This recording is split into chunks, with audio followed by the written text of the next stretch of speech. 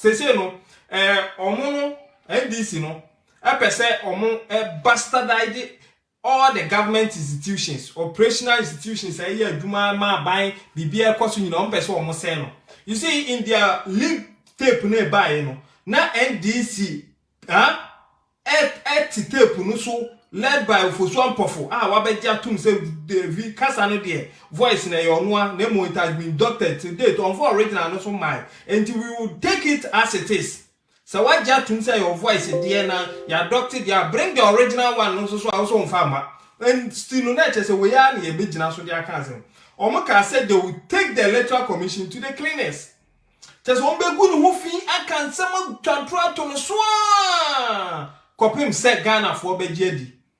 Unfortunately for them, no, Omoka asem na Ghana for are now discerning. Say, asema wo kan nyesa wo kan ye di akire, yen so sabi ye wa adwene, ye da so nyeso. Ye bobo asem no ma hwese de wo kan na ye no kura. When they began, omo say Ghana for are not buying into their deceit and propaganda no pe and omuchim free. Once it is electoral commission omo kan asem. Because the more can na omo ma electoral commission no akonya na echire no mam yehu said the best election ever was the election 2020. Ama Ghana for nyina abeje atum ama ono ankasa the loser agi atum se ampa because of course Supreme Court no say nye election results no be challenge. Nemu ma mene kasa no na no from here no be challenge which was childish. But no mu no edikan Akada say any idiot can go to court. So they went to court not because they had evidence, but because any idiot could go to court. That is why Asiedu Nketia could sit in the witness box and tell the court that I have come to court to make allegation. I didn't bring my evidence. Sabi tibo nkoso kura anyesa ade odwudwentwie kura nim say ye kokota e ya dance na ye de kobata Asiedu Nketia knowingly said any idiot can go to court ni to so coin court wo asam no cry mystery eko be say I did not bring my evidence yet omu pie no mbe kasa editia Supreme Court say no baby omatu omani asi the Supreme Court of Ghana omu pese omu ya no omu de fin kobata Supreme Court ho na yebo Supreme Court e ka say enti sabi ensamfu bia na NDC for atam say yemfa nkop Supreme Court omo de ko omo ko so na mra no enye Supreme Court no omo wo no the judges there no enye omo pe no omo de ye bibi o wa asam a wo de ko no ye de gina mra so ne ye de aka enti wo ko na se wa asam ni nso nim according to the law now you don't blame the court asam na wo de ko ye no se nso gina mu a we are Ghanaians, we are discerning, we could tell and could know what is wrong and what is right. And inka, ye nyina ye beka bia mamu, but sebi previasa. Won we di asem o de court no, eye enkonta so de enye lawyer asem, enye judge asem. Sebi ye maame no omo wodwa so konkoma market yi kejetia mo ni ade no obi wo ha sebi school dan kura no esi wo a onima de kro nanso otenimako achi na oton a onim se we eyenum ene oton ntu di duba wo che dumu mienu a wo benya num ni num tu mani num a eso osesama onum. They know mathematics from day one nkonta ya maame num nyina anim.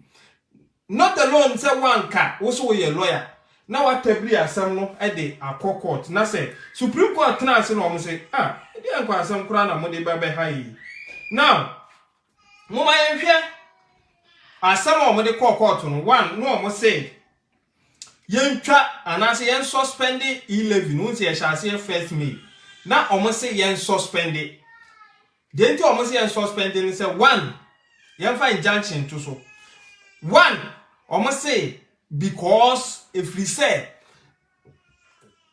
a jiji wie omo de asam na yi levi na nkasa ho asam akokot se kwan ya parliament e fa so eji yi levi ni tum no wo ma mfa mra kwa so according to the NDC this 3 Haruna Idrusu minority leader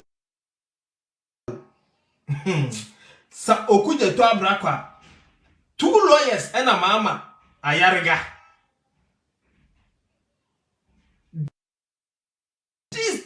people.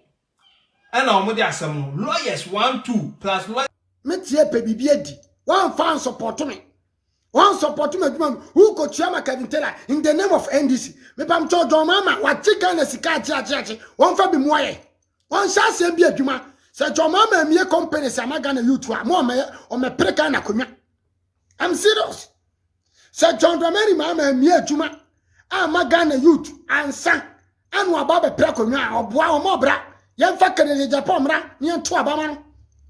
Mo fa Canada Japan mra na Ghana youth mo to aba. Na who you took or to Obama Japan? Why ye? Over tow. So what Ghana you took or to Obama Japan? Now my Kevin Taylor sorry taking Japan. Now got to Obama Mama. What Jimmy? Who got to Obama Mahama? Now can Japan? Who want chance can Japan Babe? Abe president. I'm what to Obama now got to Obama Mama. What Jimmy? As some more giant. So I got to Obama. Now you mistake. Now got to Obama Mama. Now want to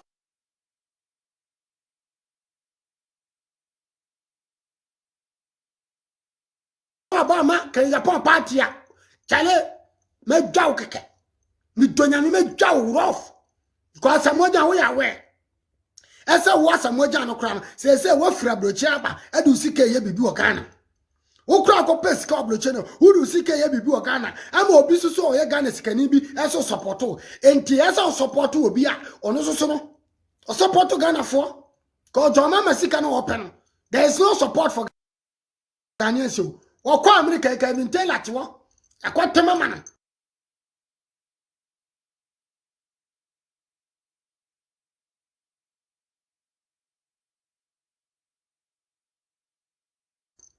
no odini funya obata social media no onya power no odina na ado atem kratch na o ma obran o America na ni se o America na wo social media page wa bobra ho kratch ke Japan na to fie wa America no ko to fie cash ne hwe kratch ke Japan na bo Ghana for youth no bo Ghana for wa kontuom a ye bre ne hwe bi adwuma na bo Ghana for na hwe no ne hwe Kevin Taylor media challenges won be trauma woni wo NDC for ono John Mama ye ke Japan betime ye wa NDC na wodi eche wontimi nyama wo da wontimi nyama Ghana ni da. I'm talking in my power. Because the truth must be said. Hello. My education, my father. And no crown as second. As a Timmy Pamuka, and a cray, Timmy defended the good people. Now that's no, now, Bentia, but now, Kayapono, a one word, the Canadian at them. I don't know when will be our bra. I don't know when will be our bra. Ghana never see or be our brand or Shana Bobran. Obi a okoso no okosi obi na obobra ne nenso he me se ke Japan di watem 1000 mani beje 1000 ke Japan di ma atem o mu ye level